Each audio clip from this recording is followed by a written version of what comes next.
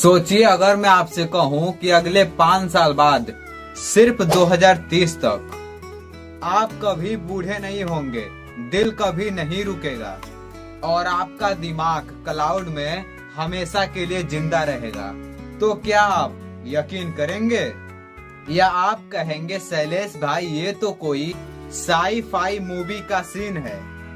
आज की इस लंबी लेकिन आंखें खोल देने वाली जर्नी में मैं और तुम मिलकर जानने वाले हैं कि क्या 2030 तक इंसान अमर हो सकता है। तैयार हो? चलो टाइम ट्रेवल शुरू करते हैं। शैलेश एक्सप्लेन, सच की बात साफ कहानी। शैलेश एक्सप्लेन, वेन्यू से बच जाओ, सच को पहचान लो, इंडिया की real change. Shailesh explain, Shailesh explain, Shailesh explain, देश को समझा दे। शैलेश एक्सप्लेन, सच। आयु नहीं जवानी बनाए रखना लॉन्गेटिव साइंस का मकसद। भाइयों बहनों, लॉन्गेटिव साइंस कहती है कि असली गेम लाइफ स्पैम नहीं बल्कि हेल्थ स्नैप का है, यानी जितने साल जियो उतने साल जवान और तंदुरुस्त रहो। डीएनए की टेलोमियर कैप हर बार सेल डिवीजन पर छोटी हो जाती है। जब ये काफी घिस जाती है तो सेल रिटायर हो जाती है। 2024 से 25 में साल्क इंस्टीट्यूट और हार्वर्ड की टीमों ने टेलोमियर लंबा करने के नए तरीके टेस्ट किए, जो चूहों में उम्र 30% बढ़ाने और मसल्स को रिबूट करने में कामयाब रहे। आप सबसे सवाल, अगर टेलोमियर बढ़ाने का इंजेक्शन कल इंडिया में आया तो तुम लगवाओगे या डरोगे? कोशिकाओं को जवानी रिसेट करना, कॉल रिप्रोग्रामिंग। 2012 में नोबेल प्राइज जीतने वाले यामानाका फैक्टर अब माइंड से निकलकर आज हमारे ऊपर हमला हुआ है। वो देखो, पाकिस्तान उस तरफ है, उन्होंने हमारे ऊपर हमला किया है। बंदरों तक पहुंच चुके हैं। AI tools labs Jeff Bezos समर्थित 2025 में डोरियन थेरेप्यूटिक्स को खरीदकर सेनोथेराप्यूटिक्स पर बड़ा दावा लगा रहा है। एआई टूल्स का मिशन बीमारियों को मिटाना, शरीर को रिजुवेनेट करना। परेशानी रिप्रोग्रामिंग ज्यादा हो गई तो कैंसर रिस्क, इसलिए पार्टियल रिप्रोग्रामिंग पर फोकस। मैं यहाँ लैब में सैंपल थामे थामे सोच रहा था क्या होगा जब 50 की उम्र में भी हमारी स्किन 25 जैसी दिखेगी। वही पुरानी बीवी पति कहेंगे इतना हैंडसम फिर से कैसे हो गए। बूढ़ी कोशिकाओं की घर घर सफाई सेनोटिक्स ज़ॉम्बी सेल्स होती है जिसका काम खत्म पर जाते नहीं। मायो क्लिनिक के रिसर्च से पता चला सेंसेंट सेल्स को हटाने से चूहों की उम्र और एक्टिविटी दोनों बेहतर हुए। शुरुआती प्रयोग में देखा गया कि हमारी बॉडी में ये क्षमता यानी बीमारी पैदा करने वाले कारकों से लड़ने की ताकत को दोबारा एक्टिवेट किया जा सकता है। 2025 में एआई टूल्स डोरियन डील के बाद पहला इन ह्यूमन ट्रायल इंसान की जांघ की मांसपेशियों पर होने वाला है। सोचो, दादा दादी नानी का ओल्ड एज और वो फिर गारबा नाचे। फ्यूचर एक्सपर्ट रे कर्जवेल का दावा है कि 2030 तक इंसान अमर हो सकते हैं, यानी तकनीकी इतनी आगे बढ़ जाएगी कि हम मौत को टाल पाएंगे। सवाल ये है ऐसा मुमकिन कैसे होगा। दिमाग का data copy brain computer interface का कमाल। न्यूरालिंक ने 2025 में 5वां पैरालाइज्ड मरीज चुना। उसने सिर्फ सोचकर फोन चलाया। रे कर्जवेल मानते हैं कि 2030 तक इंसान अमर हो जाएंगे। इसके पीछे जो तकनीकी है वो है नैनोबॉट्स। ये सूक्ष्म मशीनें शरीर के अंदर जाकर कोशिकाओं की मरम्मत करेंगी और शायद मौत को रोक पाएंगी। प्राइम स्टडी ने दिखाया कि इम्प्लांट के तार माइग्रेट नहीं हुए, बैटरी भी सेफ रही। Long term plan brain signal app store, जहां तुम गाने, गेम्स, यहाँ तक कि फ्लैश टीचर डाउनलोड कर सको। अमरता का विचार हजारों सालों से इंसानों की कल्पना को मोहित करता आया है। कभी अमृत की कहानियाँ तो कभी साइंस फिक्शन फिल्मों में इंसान हमेशा से मौत को हराना चाहता रहा है। अगला कदम दिमाग को पूरी तरह स्कैन करके कनेक्टम मैप बनाना, 10 पेटाबाइट डेटा। मैं पूछता हूँ, जब तुम्हारा दिमाग क्लाउड में होगा तब असली तुम कौन? ये मिट्टी वाला शरीर या डिजिटल तुम? नैनोबाट्स अंदर घुसकर हर मर्ज ठीक करेंगे। फ्यूचरिस्ट रे कुर्जविल का ताजा इंटरव्यू, उनका दावा 2030 तक नैनोबाट्स वर्ल्ड स्ट्रीम में तैरेंगे, सेल की मरम्मत करेंगे और एडिंग रोक देंगे। इंसान 2030 तक अमर हो सकते हैं, यह मुमकिन होगा नैनोबाट्स की मदद से। अब ये नैनोबाट्स क्या होते हैं, कैसे ये हमारे शरीर के अंदर जाकर हर खराब सेल को रिपेयर कर सकते हैं, और आखिर हम कैसे मौत को धोखा दे सकते हैं, इसी पर चल रही है दुनिया भर में वैज्ञानिक का बहस। और इस बहस को हवा दी है रे कुजुरविल नाम के एक मशहूर वैज्ञानिक और भविष्यवाणी करने वाले इंसान ने, जो गूगल के सीनियर इंजीनियर रह चुके हैं। नानोबोट्स प्रोग्रामेबल रोबोट के चुहे साइज, आरबीसी से छोटी, रिस्क इम्यून सिस्टम, उन्हें आतंकवादी समझ ले, इसलिए बायो इनविजिबिलिटी पर RSD कमेंट करो। क्या तुम अपने शरीर में माइक्रो रोबोट घुसने दोगे? मरने के बाद फ्रीज, क्या वापसी मुमकिन है? AI core foundation 2025 report, cryopreserved kidney सफलतापूर्व इंसान में ट्रांसप्लांट हुई। जरा इस लाइन को ध्यान से सुनो। Humans could achieve immortality by 2030 through nanobots, यानी इंसान 2030 तक अमर हो सकता है, और वो भी नैनोबॉट्स की मदद से। यह सिर्फ कोई बॉलीवुड का फिल्म नहीं है, बल्कि रे कुजुरविल जैसे दिग्गज फ्यूचरिस्ट का दावा है, जिनका रिकॉर्ड भविष्यवाणियों में काफी सटीक रहा है। वो कहते हैं ना, नैनो टेक्नोलॉजी, जेनेटिक्स और रोबोटिक्स इतनी तेजी से आगे बढ़ रहे हैं कि 2030 तक माइक्रोस्कोपिक मशीनें यानी नैनोबॉट्स हमारे शरीर के अंदर जाकर बुढ़ापे को रोक देंगी, बीमारियों को ठीक करेंगे और हमारे सेल्स को रिपेयर करती रहेंगी। मतलब साफ है, इंसान बूढ़ा नहीं होगा और शायद कभी मरे ही नहीं। ऑल बॉडी क्रियोप्रिजर्वेशन 75 से 150 साल में रिवाइवल तक चलेगी। लागत $20 लाख। एक अमीर के लिए छोटा सा फिक्स्ड डिपॉजिट पर आम आदमी रेहेटोरिक, मान लो आपकी बॉडी लिक्विड नाइट्रोजन में 100 साल सोई, जागने पर दुनिया कैसी होगी? आपका बैंक बैलेंस कंपाउंड हो चुका, यह सरकार ने टैक्स लगाकर जीरो कर दिया। AI ऑथर्स मर के भी ऑन स्क्रीन जिंदा। 2025 में कई स्टार्टअप AI इम्पोर्टेलिटी किट्स बेच रहे हैं, और तुम मशीन और मनुष्य के मिलन से पैदा होने वाले पहले बच्चे को जन्म दोगे। रोबोट मूवी में जो चिट्टी ने बोला था, अब वो एक रियलिटी बन गई है। World's first AI baby is already born, और मैं कोई मजाक नहीं कर रहा। मेक्सिको में AI IVF को यूज करके एक हेल्दी बेबी बॉय बॉर्न हुआ है, जीरो ह्यूमन इंटरवेंशन। AI और रोबोट्स ने ICSI प्रोसेस के सारे 23 स्टेप्स को परफॉर्म किया। हजारों वीडियोज, चैट्स, फोटो अपलोड करो, बाद में एक इंटेलिजेंट होलोग्राम बन जाता है। इथिकल चिंताएं, क्या परिवार मृतक पर निर्भर होकर ग्रिप्सिकल रोक देगा? चैट GPT का मानना है कि अगर न्यूरोसाइंस, नैनो मेडिसिन, AI की ग्रोथ ऐसे ही चलती रही तो 2100 से 2150 के बीच ये मुमकिन हो सकता है कि किसी भी फ्रीज किए हुए इंसान को दोबारा जिंदा किया जा सके, और वो भी उसकी पूरी याददाश्त और पहचान के साथ। साउथ कोरिया में VR रियूनियन 2024 केस माने VR में इमोशनल लेकिन डिस्टर्बिंग। तुम वीडियो प्लेलिस्ट छोड़ जाओगे, तुम्हारे पोते तुमसे AI चैट करेंगे, पर क्या वो असली दादाजी होंगे? धर्म और नैतिकता, क्या अमरता पाप है या पुण्य? हिंदू दर्शन आत्मा अमर, शरीर नौसर तो शरीर बचाना, आध्यात्मिक रूप से किसका सार्थक? क्रिश्चियन मुस्लिम थियोलॉजी में मरणातक जीवन अलौकिक है। टेक आधारित नम्रता क्या नियम तोड़ेगी?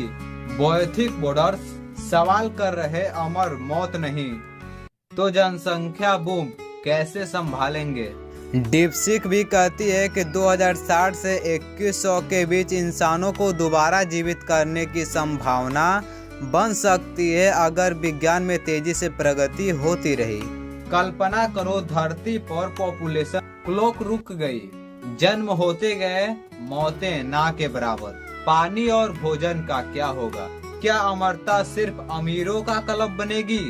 2025 तक लॉन्गेटिव स्टार्टअप्स में $40 बी की बिल्डिंग, 60% बिग टेक टाइकून्स की इनइक्विलिटी खतरा। अगर अमीर अमर और गरीब फानी तो समाज टूटेगा। यूएन के ग्लोबल पॉपुलेशन डायनेमिक्स मॉडल में इवन 5% रिडक्शन मोर्टेलिटी से पेंशन सिस्टम क्रैश हो सकता है।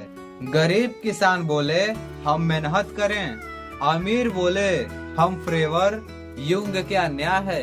इंडिया का रास्ता आयुर्वेद से जीन थेरेपी तक।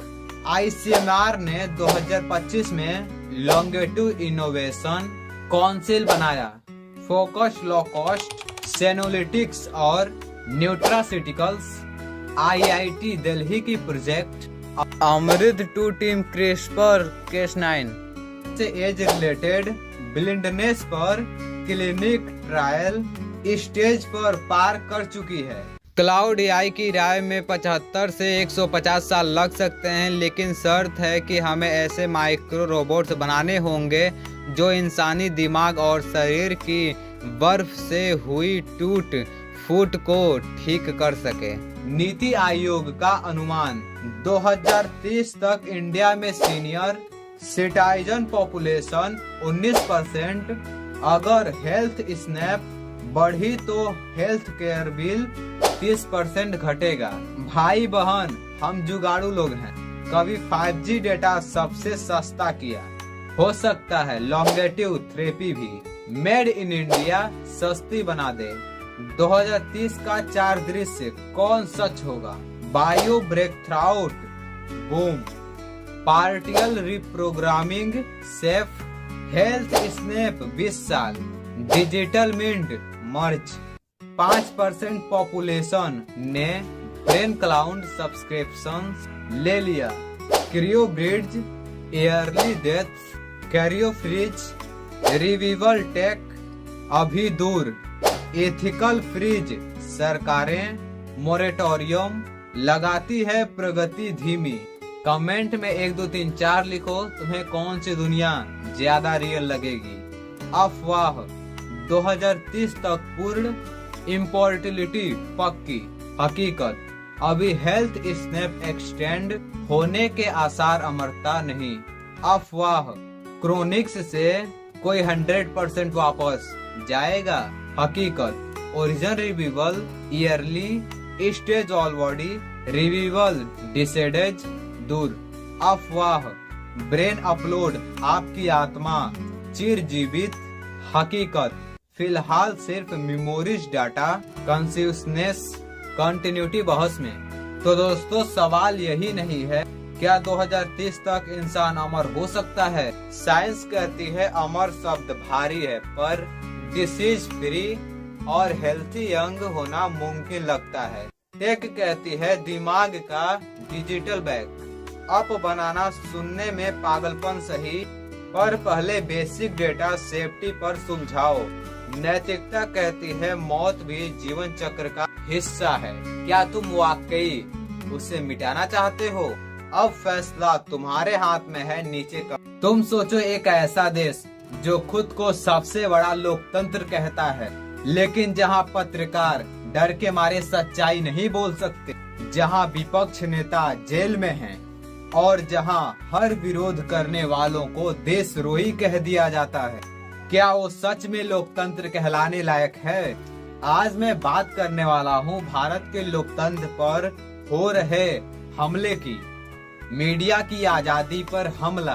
दोस्तों, किसी भी लोकतंत्र की असली ताकत होती है मुक्त प्रेस। लेकिन मोदी सरकार की दौर में प्रेस की आजादी लगातार घट रही है। 2024 के वर्ल्ड प्रेस फ्रीडम इंडेक्स में भारत 180 देशों में 59वें नंबर पर पहुंच गया, यानी पाकिस्तान और अफगानिस्तान जैसे देशों से भी पीछे है। कई पत्रकारों पर देशद्रोह के केस लगाए गए।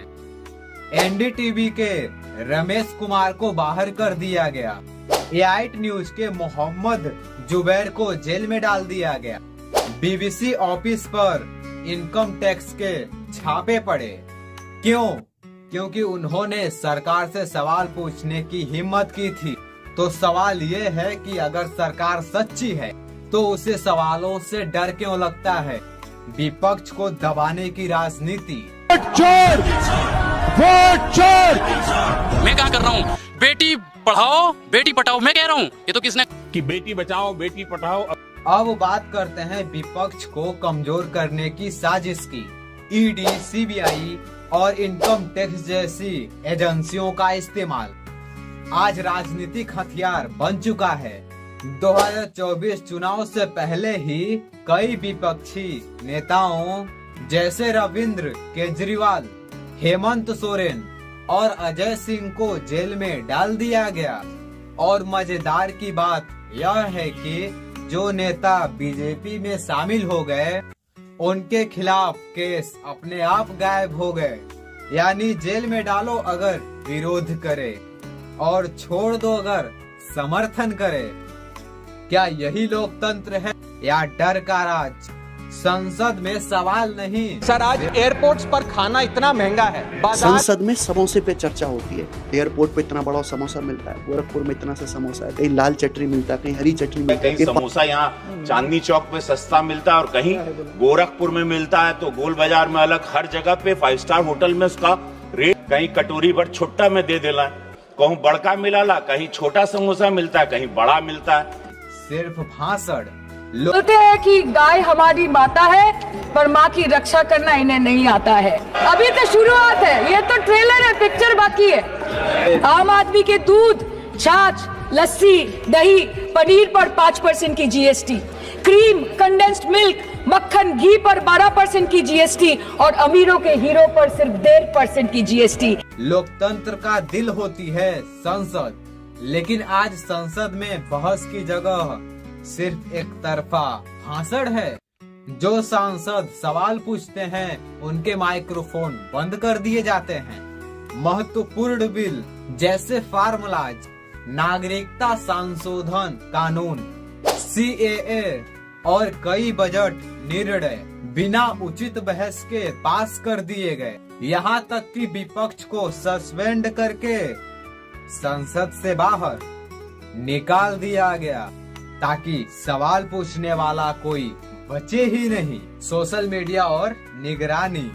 आज हर किसी के पास मोबाइल है, लेकिन सोशल मीडिया भी धीरे धीरे सरकारी नियंत्रण का हिस्सा बन चुका है। ट्विटर और यूट्यूब से कई विपक्षी वीडियो हटवाए गए। कई एक्टिविटी और पत्रकारों के फोन में पेगासस स्पाईवेयर पाया गया।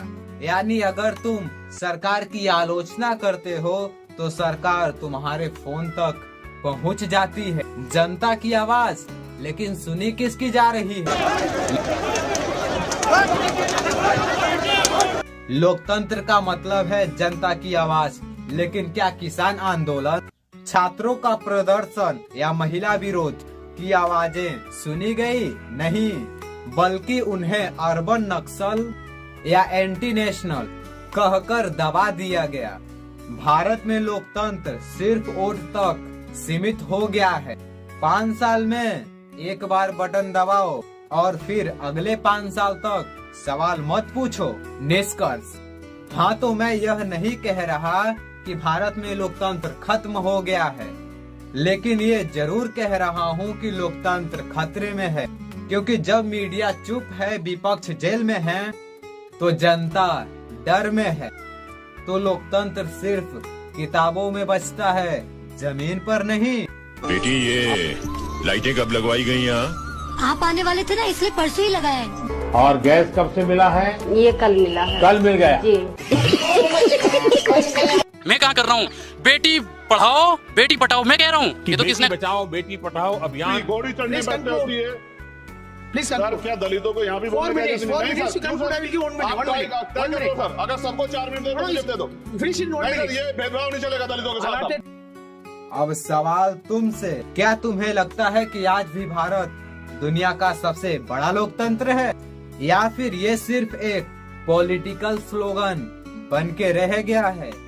सोचिए जरा, अब पैसे भेजने के लिए ना फोन चाहिए, ना पासवर्ड, ना OTP, बस चेहरा दिखाइए और पैसा ट्रांसफर हो गया। सुनने में तो बहुत भविष्य जैसा लगता है, लेकिन ये हकीकत है। भारत दुनिया का अब पहला ऐसा देश बनने जा रहा है जहां आप चेहरा या फिंगरप्रिंट दिखाकर पेमेंट कर सकते हैं। लेकिन सवाल ये है, क्या ये सुरक्षित है, या आपका चेहरा अब बैंक का ताला बन गया है, या फिर एक दिन यही चेहरा आपके खिलाफ सबूत बनेगा? नमस्कार दोस्तों, मैं शैलेश और आपका स्वागत करता हूं शैलेश एक्सप्लेन चैनल पर।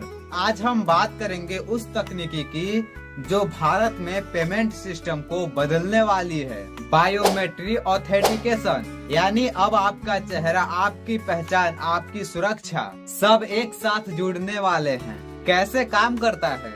तो सबसे पहले समझिए ये सिस्टम काम कैसे करेगा। अभी आप UPI से पेमेंट करते हैं तो आपको मोबाइल पिन और OTP की जरूरत पड़ती है, यानी वन टाइम पासवर्ड। लेकिन नए सिस्टम में आपके चेहरे या फिंगरप्रिंट से ही आपका खाता खुल जाएगा। यानी आप जैसे ही किसी दुकान पर जाएंगे, वहाँ का स्कैनर या कैमरा आपका चेहरा पहचान लेगा और UPI अपने आप पेमेंट कर देगा। NPCI यानी national payment corporation of India ने इसे फेस पे या बायोमेट्रिक UPI नाम दिया है। फायदा क्या है? अब इसके फायदे सुनिए। मोबाइल खो गया, कोई फर्क नहीं पड़ेगा। बुजुर्गों या ग्रामीण इलाके के लोगों को कोड याद रखने की जरूरत नहीं। पेमेंट तुरंत और सुरक्षित। सरकार का कहना है इससे डिजिटल इंडिया का सपना गांव-गांव पहुंच सकता है, क्योंकि अब किसी के पास स्मार्टफोन ना हो तो भी वो अपने फिंगरप्रिंट से पेमेंट कर सकता है। खतरा क्या है? लेकिन हर तकनीकी और दूसरा पहलू भी होता है। अब जरा सोचिए, अगर आपके चेहरे का डाटा किसी गलत हाथ में चला जाए तो क्या होगा?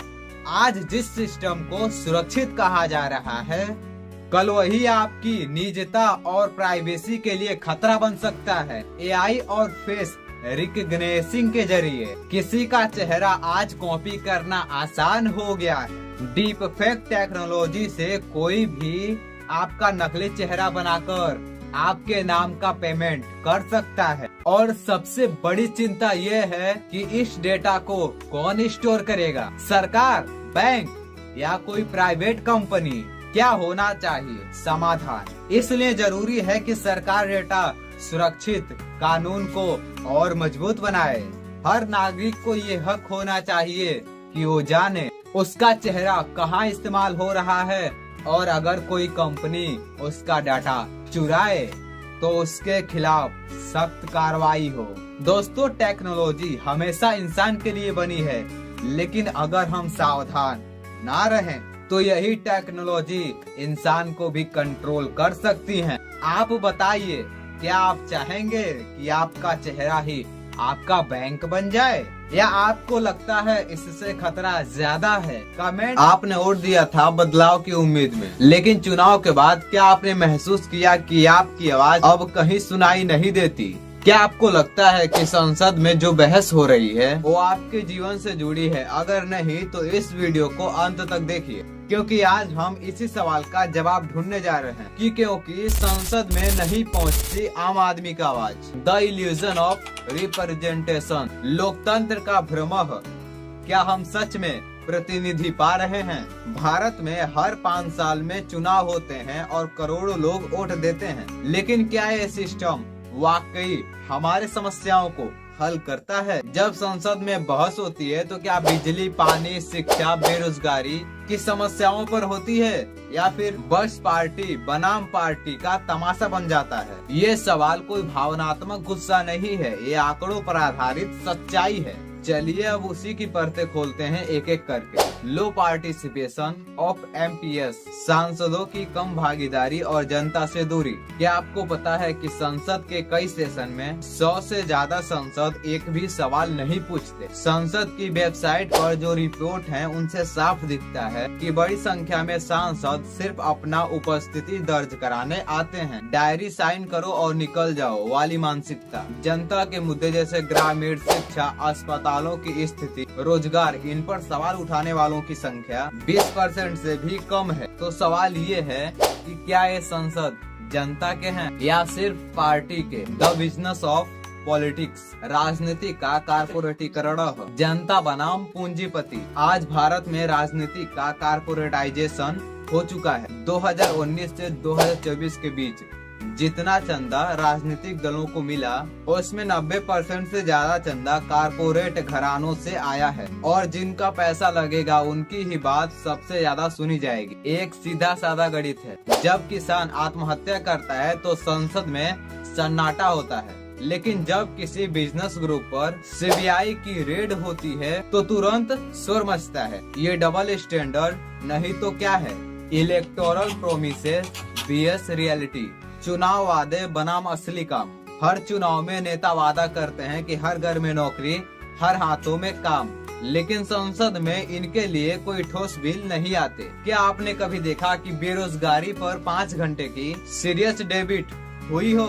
नहीं, क्योंकि वोट के बाद ये मुद्दे वोट बैंक में बदल जाते हैं और हमारी आवाज संसद के बाहर ही रह जाती है। डिक्लाइन क्वेश्चन आवर, सवाल पूछने का समय घट रहा है और जवाब मिलना बंद। क्वेश्चन हावर यानी जनता के सवाल पूछने का समय। क्वेश्चन हावर यानी जनता के सवालों का समय। ये संसद का सबसे जरूरी हिस्सा होता है, लेकिन पिछले 5 वर्षों में समय या तो कम कर दिया गया है या कई बार पूरी तरह टाल दिया गया है। साल 2020 के मानसून सत्र में पूरे सत्र में एक भी क्वेश्चन हावर नहीं हुआ। सोचिए, वो हिस्सा जो जनता की अकाउंटेबिलिटी तय करता हो उसे ही हटा दिया गया। Obstructions of bills debate, bill pass होते हैं बिना चर्चा के। बहस अब तमाशा बन चुकी है।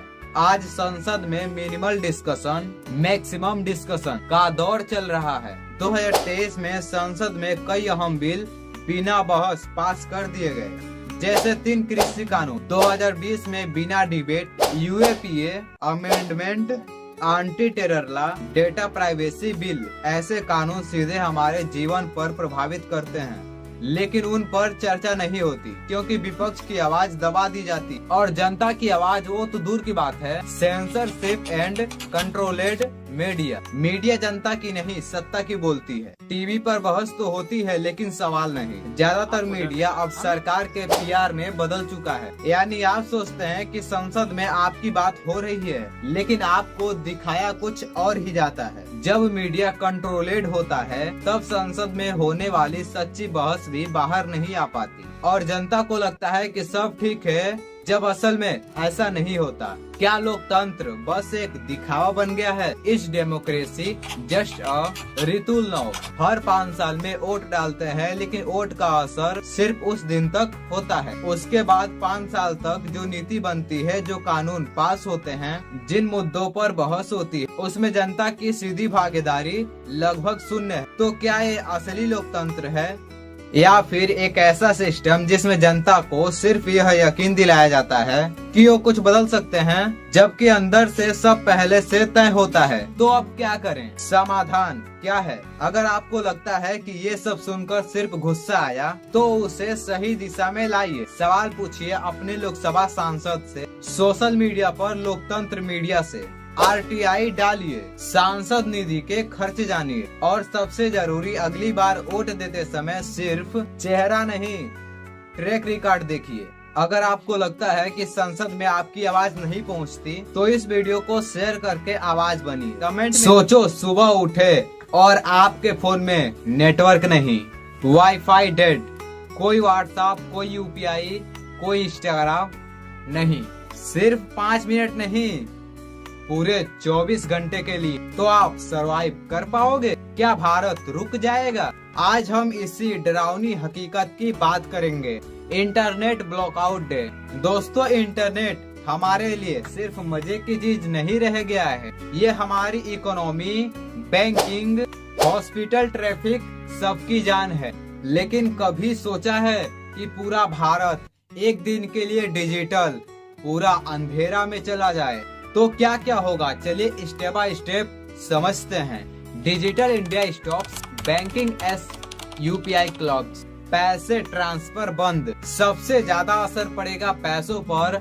आज के टाइम में हम कैश से ज्यादा यूपीआई में और ऑनलाइन बैंकिंग यूज करते हैं। इंटरनेट बंद होते ही गूगल पे, फोन पे, पेटीएम सब बंद हो जाएंगे, क्योंकि उनका भी नेटवर्क बैंक के सर्वर से जुड़ा होता है। सोचो, सब्जी वाला पैसा लेगा कैसे? ट्रेनों, बसों और पेट्रोल पंप पर लाइनें लग जाएंगी। Stock market crash, share market और क्रिप्टो में हाहाकार। सुबह 9 बजे जब शेयर मार्केट खुलने वाला होगा। इंटरनेट ब्लैकआउट का मतलब है कोई ऑनलाइन ट्रेडिंग नहीं, कोई प्राइस अपडेट नहीं। पैनिक सेल से मार्केट क्रैश कर सकता है। क्रिप्टो तो और भी तेज गिरेगा, क्योंकि वे पूरे ऑनलाइन है। हॉस्पिटल एस इमरजेंसी हिट, जान पर बन जाएगी इमरजेंसी सर्विस ठप। हॉस्पिटल में ऑनलाइन मेडिकल रिकॉर्ड्स नहीं खुलेंगे। एम्बुलेंस ट्रैकिंग ऐप काम नहीं करेंगे। इमरजेंसी हेल्पलाइन पर ट्रैफिक बढ़ जाएगी, लेकिन सिस्टम ओवरलोड हो जाएगा। वेंटिलेटर डाटा मॉनिटरिंग पर डिपेंड है, वहाँ रिस्क बढ़ सकता है। Traffic S transport chaos, light train traffic सब गड़बड़। रेलवे और एयरपोर्ट की बुकिंग सब ऑनलाइन है। फ्लाइट्स और ट्रेन कैंसल या डिले हो सकती है। ट्रैफिक सिग्नल स्मार्ट सिस्टम से चलते हैं। ब्लॉकआउट होने पर मैनुअली कंट्रोल करना पड़ेगा, जिससे जम्प्स बढ़ जाएंगे। Social media silence, WhatsApp, Insta, YouTube सब गायब।